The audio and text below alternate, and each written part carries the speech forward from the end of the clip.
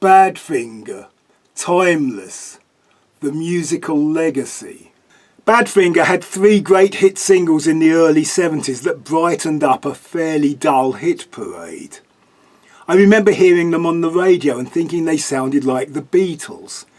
Everyone thought they sounded like the Beatles. They were on the Beatles record label. Their first hit was a very catchy number called Come and Get It, and it was famous for having been written and produced by Paul Mc Cartney. I thought no matter what, the second single, even though it was written by Badfinger, actually sounded even more like the Beatles. I remember being very impressed by their third hit, Day After Day.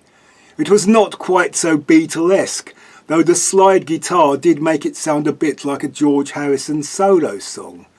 And George Harrison did actually produce Day After Day. It was said at the time that Badfinger was sort of apprentice Beatles. It was speculated that maybe the Fab Four were beyond doing the real graft and had taken on some trainees to do the hard work for them. Members of Badfinger would often turn up on projects by each of the Beatles and were even named after a bad finger that had caused John Lennon problems while trying to play the piano on With a Little Help from My Friends.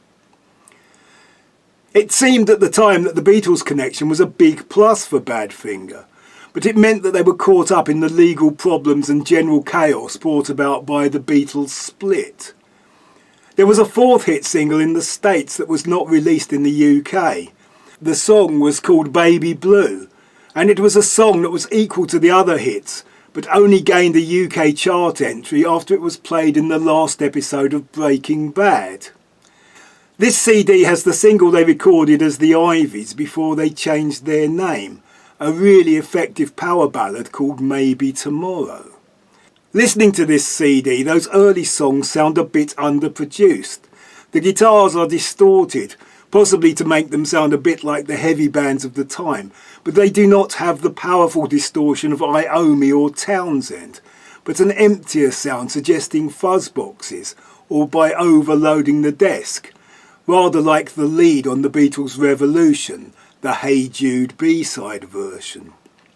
Amongst these early tracks is their original version of Without You. It does not particularly stand out, and it was very astute of Harry Nilsson to spot it and make it a worldwide hit.